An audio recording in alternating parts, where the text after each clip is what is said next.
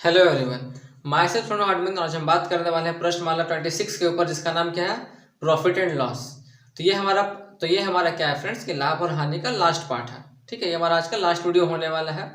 और अभी तक मैंने आपको जितना भी कॉन्सेप्ट समझा दिया था, मैं आशा करता हूँ कि आपको अच्छे से समझ में आ गए होंगे। तो आज आपने जो कुछ भी सीखा है, आज आपका उसका टेस्ट है। ठीक है, क्योंकि इसमें जो भी मैथ दिया हुआ है ना, वो सभी मैथ आपको पुराने वाले क्वेश्चन से डिट्टो मिलता है। बस आपको खाली थोड़ा सा कॉन्सेप्ट में जैसे सिखाना है, बाकी आप खुद ब खुद कर लोगे। चलिए शुरू करते हैं आज का क्लास। यहाँ देखिए क्या दिया हुआ है कि एक घड़ी 20% हानि पर 160 रुपये में बिकी, तो 20% लाभ पर कितना में बिकेगी। तो मैंने आपको बताया था ना कि कुछ भी बोल दे, ठीक है, कुछ भी आपसे पूछ ले, लेकिन आपको पता होना चाहिए कि उसका दाम आखिर है कितना। क्या आपको यहाँ पे कहीं पे दिखाई दे रहा है घड़ी का दाम कितना है? नहीं दिया हुआ है ना। तो आपको सबसे पहले क्या करना पड़ेगा, घड़ी का दाम निकालना पड़ेगा। अगर जैसे आपको घड़ी का दाम पता चल चुका है, बस हो गया सॉल्व मैथ। और क्या, तो देखिए यहाँ पे क्या क्या दिया हुआ, पहले से सॉल्व करते हैं। तो हमारा दिया हुआ है हानि। हानि कितना देखिए दिया है, 20%। ठीक है, और इतना में क्या हो रहा है, बिकी। बिकी मतलब क्या हो गया, ये विक्रय मूल्य हो गया। ठीक है, बिकी मतलब क्या, विक्रय मूल्य हो गया 160 रुपये। मैंने आपको एक फॉर्मूला सिखाया था, अगर हानि दिया रहे, विक्रय मूल्य दिया रहे, तो वहां से क्रय मूल्य निकालने का एक फॉर्मूला होता है। क्रय मूल्य निकालने का एक फॉर्मूला होता है। क्या होता है फॉर्मूला, दिमाग लगाइए। उसका फॉर्मूला ये होता है, मैं आपको थोड़ा डायरेक्ट करूंगा। ठीक है, इसका फॉर्मूला क्या होता है, 100।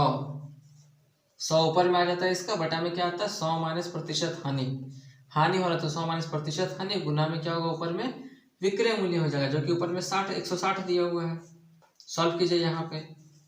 देखिए इसका यही होता है फॉर्मूला फ्रेंड्स, क्रय मूल्य का।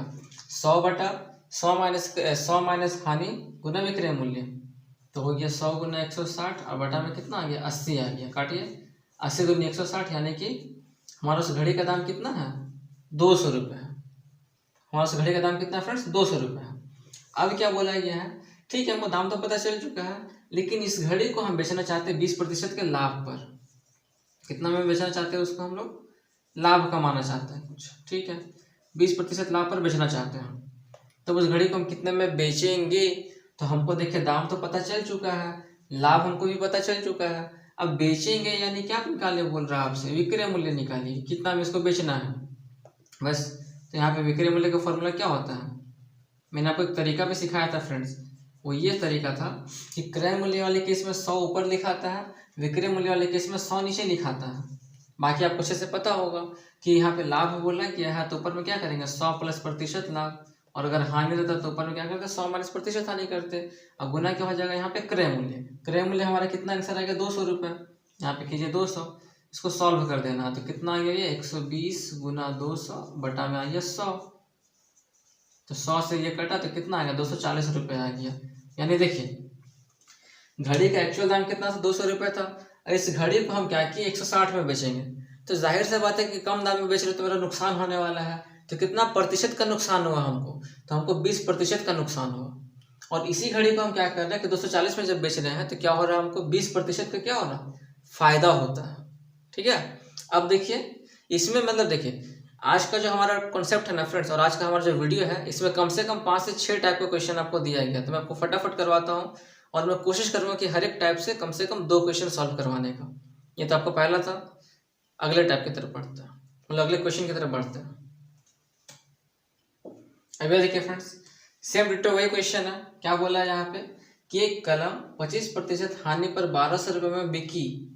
हानि पर बेचा जा रहा है, तो बताना है कि हमको अगर उसमें 20% का लाभ चाहिए, तो उस कलम को हम कितने में बेचेंगे, ये आपसे पूछा जा रहा है। तो सेम चीज़ है ना। तो 25% हानि पे, यानी कि हानि कितना हो गया, 25% का हानि हो गया। कितना में हम लोग बेच रहे हैं 25% हानि पर, 1200 रुपये। दाम तो पता ही नहीं है, दाम पहले निकाल लेते हैं कि आखिर इसका दाम आखिर है कितना। तो क्रय मूल्य होता है दाम का फॉर्मूला। तो क्या होगा, इसका फॉर्मूला क्या होता है, 100/100। अच्छा हानि हुआ ना, तो 100 माइनस प्रतिशत हानि, और गुना में क्या, विक्रय मूल्य, जो कि कितना दिया है, 1200 रुपये दिया गया है।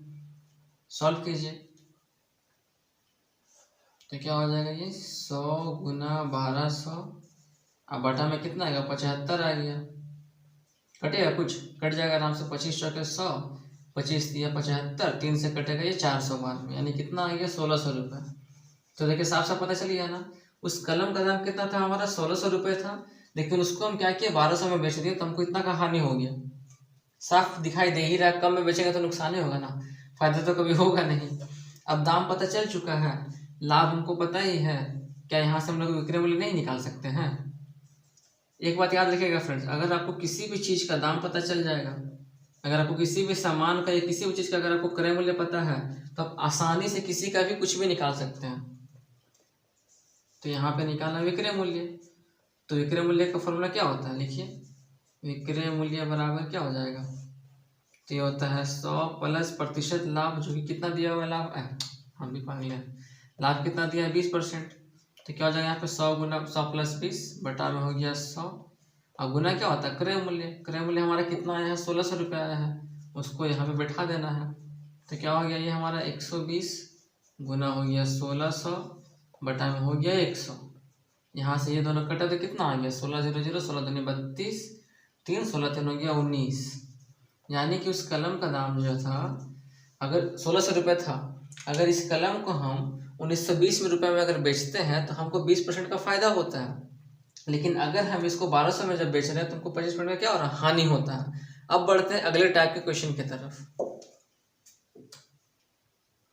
यहाँ देखिए फ्रेंड्स, इसमें क्या बोल रहा है, इसमें ये हमारा अगला टाइप है, इसमें बोल रहा है कि ये घड़ी को 20% तथा 30% लाभ पर बेचने का अंतर आपको 40 रुपये दिया गया है, तो क्रय मूल्य बताना है।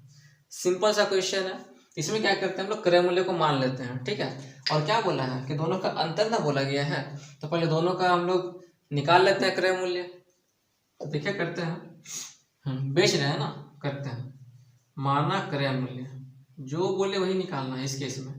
तो माना क्रय मूल्य कितना है 100 रुपये मान लिया, ठीक है। प्रथम लाभ हमको कितने का हमको देना है, तो हमारा प्रथम लाभ हो गया, थोड़ा मैं छोटा छोटा लिखूंगा, 20% का। अब दाम पता है 100 रुपये, लाभ हो रहा है 20% का, तो मेरा इसको बेचेंगे कितने में हम, तो विक्रय मूल्य। तो विक्रय मूल्य क्या हो जाएगा हमारा फ्रेंड्स, क्या होता है विक्रय मूल्य 100 प्लस प्रतिशत लाभ, ये ना होता है, बटा में हो गया 100, और गुना में क्या होता है क्रय मूल्य। ठीक चल रहा है। देखिए आपको बोला यही गया है ना कि बेचने पर जो अंतर होता है वो 40 रुपये है। इसका मतलब ये कि आपको सबसे पहले 20% लाभ पर विक्रय मूल्य निकालना है, और फिर 30% लाभ पर आपको विक्रय मूल्य निकालना है। दोनों का जब हम आपस में घटा देते हैं तो हमारा आंसर कितना आता है 40 रुपये आता है। तो इस हिसाब से हमारा क्रय मूल्य आखिर कितना हो जाएगा, आपसे ये पूछा गया है। तो वही तो हम कर रहे हैं, पहले विक्रय मूल्य निकाल लेते हैं। देखिए यहाँ पे कितना आएगा, सॉल्व करने पे 120 1 बटा हो गया 100, काटिए कितना आता है, तो ये हो गया हमारा 6x बटा में हो गया 2 5 10, ठीक है। ये निकला हमारा पहला वाला हिस्सा।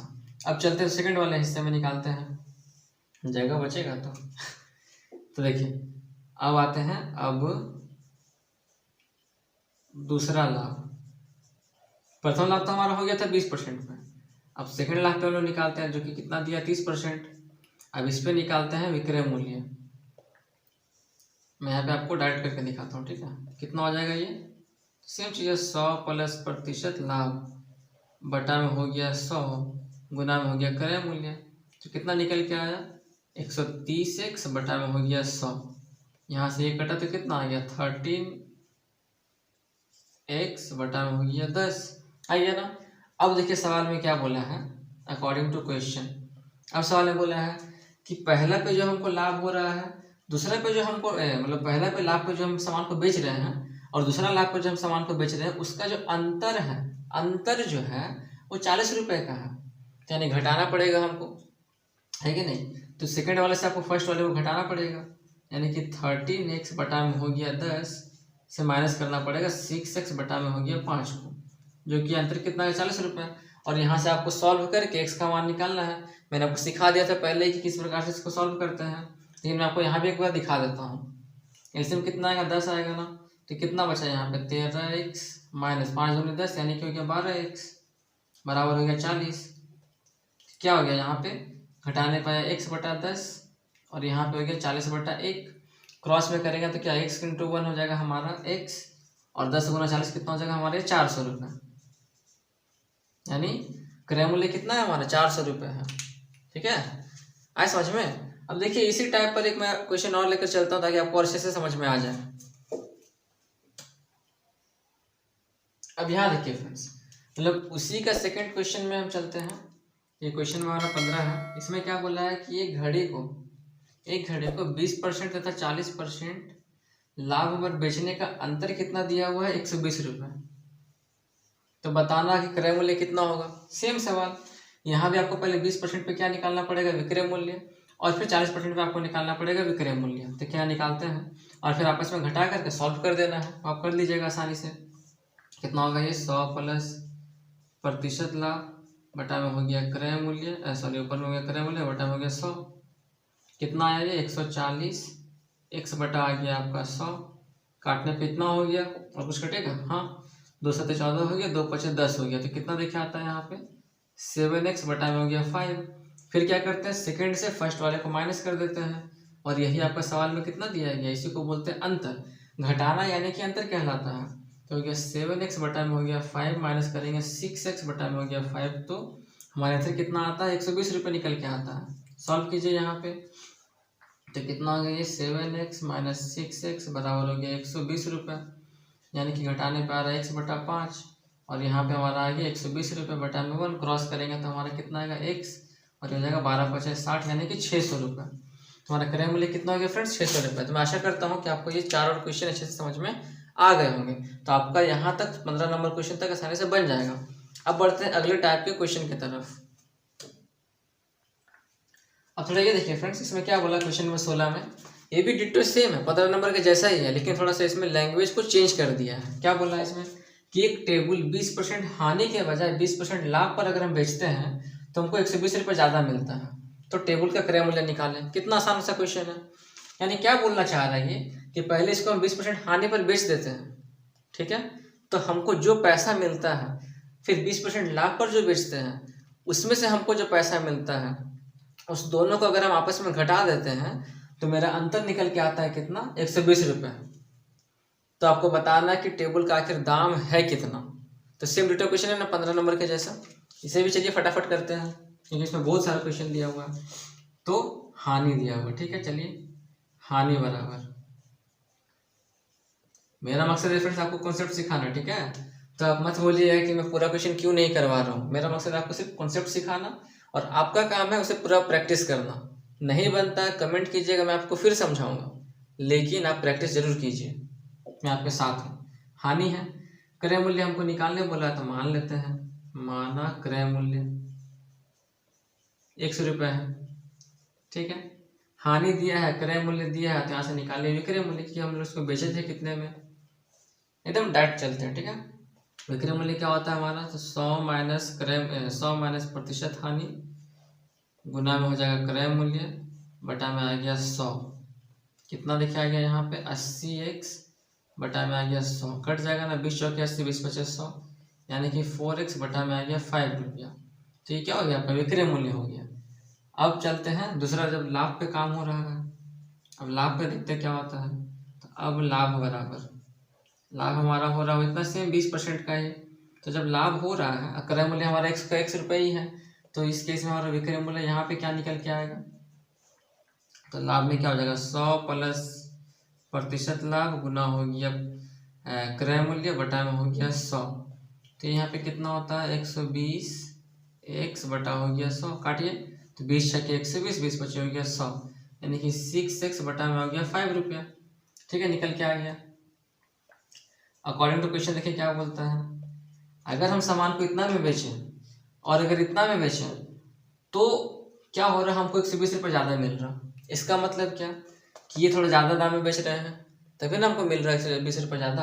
यानी अगर हम इससे इसको घटा देंगे तो हमको साफ पता चल जाएगा कि वो 120 रुपये आ कहाँ से रहा, ठीक है। बस सॉल्व कर देना। यहाँ पे देखिए कितना आएगा, ऐसे में आपको 5 आने वाला है, 6x माइनस 4x बराबर हो गया 120 रुपये। सॉल्व कीजिए तो कितना आएगा 2x बटा में हो गया 5, ये हो गया 120 बटा हो गया 1, ऊपर से कट जाएगा 2 से 120 60 बार में, और हमारा यहाँ पे x का मान कितना निकल के आ जाएगा 6 बचे 30, यानी कि 300 रुपये निकल के आ जाएगा। तो आपको क्रय मूल्य क्या हो गया फ्रेंड, टेबल का दाम 300 रुपये हो गया। आया समझ में। बहुत ही ईजी है, बहुत ही हल्का है। अब बढ़ते हैं अगले टाइप के कॉन्सेप्ट की तरफ।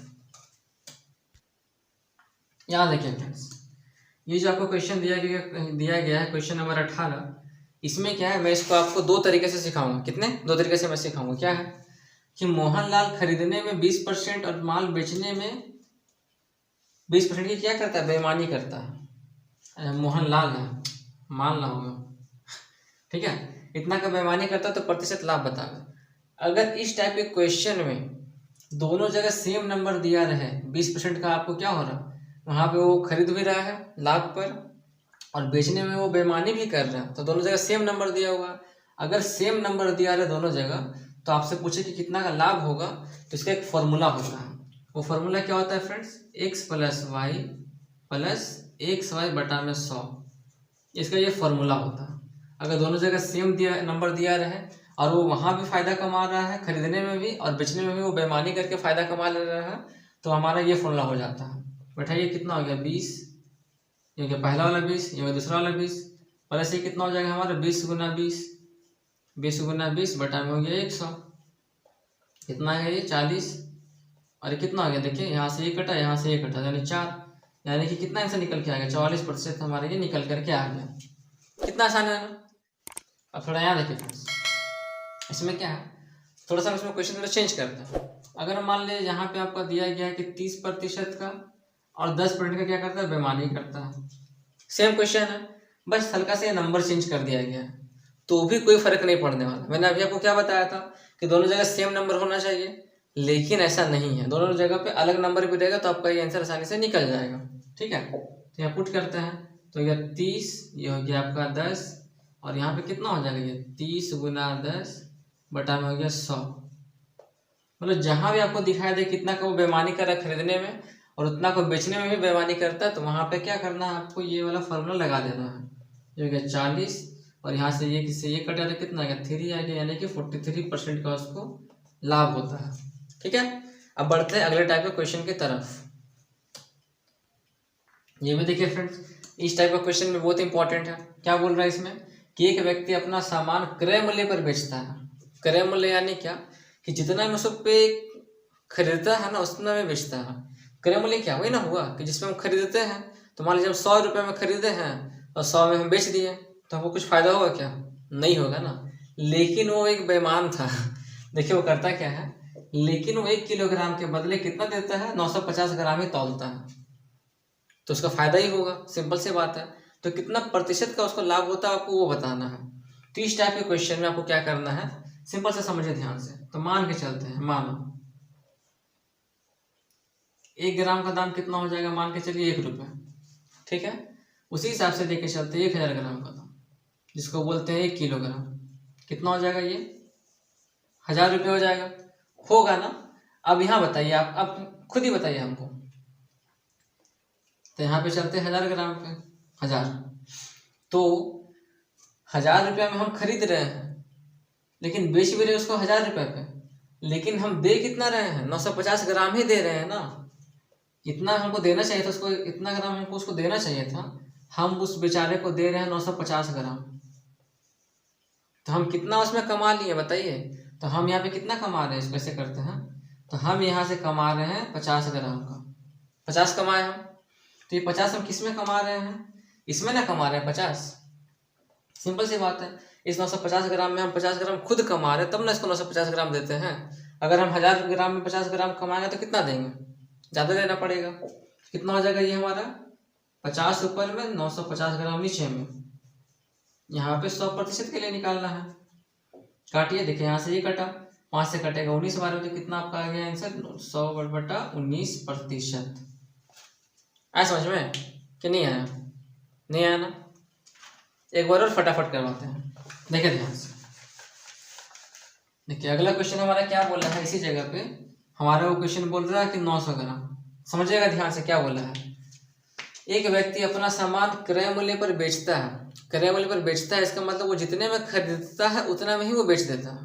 ठीक है, लेकिन वहाँ एक बेईमानी करता है।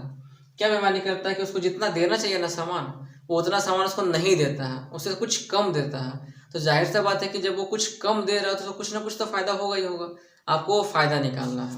तो यहाँ देखिए, तो मान के चलते हैं कि 1 ग्राम सामान का दाम कितना है, 1 रुपये है, तो 1000 ग्राम सामान का दाम कितना होगा, 1000 रुपये होगा। कोई दिक्कत तो है नहीं, यानी इसको बोल सकते हैं ना कि 1 किलो का दाम कितना होगा, 1000 रुपये हो जाएगा। ठीक है, तो वही चीज़ यहाँ पे करना है। तो 1000 ग्राम हमको देखिए देना चाहिए था उसको, लेकिन हम दे कितना रहे हैं, उसको हम दे रहे हैं 900 ग्राम दे रहे हैं, जो कि पहले हमारा 950 ग्राम हुआ था क्वेश्चन में। ये आपका अगला क्वेश्चन है, क्वेश्चन नंबर 23 है। ठीक है, हम दे रहे हैं उसको 900 ग्राम, तो उसको हम कितना कम दे रहे हैं, 100 कम दे रहे हैं ना। अब ये 100 हम किस में कम दे रहे हैं, 900 ग्राम में ना 100 ग्राम कम दे रहे हैं, है कि नहीं, आप ही बताइए। तो 100 ग्राम हम लोग कम दे रहे हैं किस में, इस 900 में कम दे रहे हैं। ठीक है, गुना यहाँ पे करना 100, किस लिए, प्रतिशत निकालने के लिए। काटिए, कितना आता है आपका यहाँ पे 100/9 आ गया, इतना प्रतिशत का आपको क्या हो रहा है, फायदा होता है। ठीक है, बहुत ही आसान था, बहुत ही ईजी था। अब बढ़ते हैं अगले टाइप के क्वेश्चन की तरफ। मुझे आशा है फ्रेंड्स कि आपको ये हर एक क्वेश्चन अच्छे से समझ में आ रहे होंगे। कमेंट कर दीजिएगा कि अगर सच में समझ में आ रहा है ना, तो आप कमेंट कर दीजिएगा कि हाँ मुझे सच में समझ में आ रहा है। यहाँ देखिए फ्रेंड्स, इस कॉन्सेप्ट में आपसे क्या पूछ रहा है कि वर्ग की भुजा 25% हम बढ़ा देते हैं तो क्षेत्रफल में कितना का वृद्धि हो जाएगा। बहुत ही लाजवाब क्वेश्चन है। चलिए, क्या हमारा दिया हुआ, तो भुजा हमारा कितना देखिए दिया गया 25% ना, इसको पहले तोड़ देना है, कितना आएगा ये 25/100 हो गया, काटिए 1/4 हो गया, यानी यहाँ पे निकल के आता है 1/4। अब आपको यहाँ पे मेन समझना है, नीचे वाला वैल्यू क्या होता है आपका, पहले वाला वैल्यू होता है, क्या होता है, पहले वाला होता है। यहाँ पे लिखते हैं भुजा, ठीक है, और यहाँ पे लिखते हैं क्षेत्रफल। प्रतिशत में पूछा है, हाँ परसेंट में पूछा है, ठीक है। देखिए, तो इसको मैंने तोड़ दिया परसेंट को, इसमें फ्रैक्शन में 1/4 आ गया आपका। तो हमारा पहले भुजा क्या था, 4 था, पहले कितना था भुजा, 4 था। अभी क्या हो रहा है कि 25% में क्या हो रहा है, बढ़ा दिए हैं। जब बढ़ा दिए हैं इसका मतलब कि 4 में हम 1 बढ़ा दे रहे हैं, तो अभी हमारा भुजा का कितना हो गया, ये 5 हो गया। आया समझ में। जब प्रतिशत में कुछ हमारा दिया रहे उसको पहले आपको फ्रैक्शन में तोड़ देना है, और जो नीचे वाला वैल्यू होता है आपका उसको बोलते हैं पहले वाला वैल्यू, और ऊपर वाला वैल्यू क्या हो जाएगा। अगर यहाँ पे बोलेगा बढ़ा रहे हैं तो ऊपर वाले में जोड़ देना है, अगर बोलेगा घटा रहे हैं तो ऊपर वाले को घटा देना है। सिंपल सी बात है। तो बोला है कि 1 हम बढ़ा रहे हैं, इतना का तो बढ़ा रहे हैं ना 25% को, तो 4 में हम 1 बढ़ा रहे हैं, तो पहले हमारा था 4, अभी कितना हो गया, 5 हो गया। अब आपको पता ही है कि वर्ग का क्षेत्रफल क्या होता है, फॉर्मूला भुजा का स्क्वायर होता है ना। तो हम बोल सकते हैं यहाँ पे 4 का स्क्वायर कितना हो जाएगा, 16 हो गया। उसी हिसाब से देखिए 5 का स्क्वायर यहाँ पे कितना हो जाएगा, 25 हो गया। तो 16 से 25 से कितना बढ़ रहा है, हमसे क्या पूछा है कि क्षेत्रफल में कितना प्रतिशत का वृद्धि हो रहा। तो चलिए ठीक है, प्रतिशत निकालने से पहले हम निकाल लेते हैं कि कितना ये नंबर में वृद्धि हो रहा है। तो देखिए नंबर में कितना वृद्धि हुआ, ये 9 का वृद्धि हुआ, 16 9 25 होता है। फिर देखिए वही सेम चीज़ आ गया, अब निकालना है प्रतिशत में। तो 9 का वृद्धि किस में हो रहा है, क्या वो 25 में वृद्धि हुआ, 25 में 9 बढ़ा कि 16 में 9 बढ़ा। जाहिर सा बात है कि पहले वाले में बढ़ रहा है, तो क्या लिखेंगे नीचे में 16 लिखेंगे, यानी 9/16। अब प्रतिशत निकालने के लिए क्या करते हैं, गुना में 100 कर देते हैं। तो यहाँ पे लिखिए, यहाँ पे लिखिए प्रतिशत लाभ बराबर, ठीक है। सॉल्व कर दीजिए यहाँ पे, तो क्या हो जाएगा, 4 से कटेगा 4 बार में, 4 से कटेगा 25 बार में, और कुछ कट सकता है। 4 से देखिए कटेगा 4 से कट 6.25 बार में, बस हो गया। गुना कर दीजिए, कितना निकल के आएगा ये, तो 9 5 45 हो गया। अच्छा, इसको हम डेसिमल में नहीं लिखते, सिंपल सा करते हैं। 25 हो गया, यहाँ पे 4 हो गया, यहाँ पे कितना आता है, 25 में होता है 225, 225/4 इतना प्रतिशत और लेके चलते हैं। तो 4 से हो गया 24, और 4 से 24, 4 तिया हो गया 12, 4 तिया 12 हो गया, 35, तो 4 7 28, यानी कि इसके आसपास आपका ये आंसर आएगा। ठीक है, बहुत ईजी है। कुछ भी देखिए आपका यहाँ पे दिया रहेगा कि इतना % बढ़ा दिया गया है या इतना % घटा दिया गया है, कोई फर्क नहीं पड़ता। पहले आपको ये प्रतिशत को तोड़ना है, नीचे वाला वैल्यू को बोलना कि हमारा पहले का वैल्यू दिया हुआ था, अगर यहाँ बढ़ा रहा है तो ऊपर वाले को जोड़ देना है, और अगर घटा रहा है तो ऊपर वाले को घटा देना है।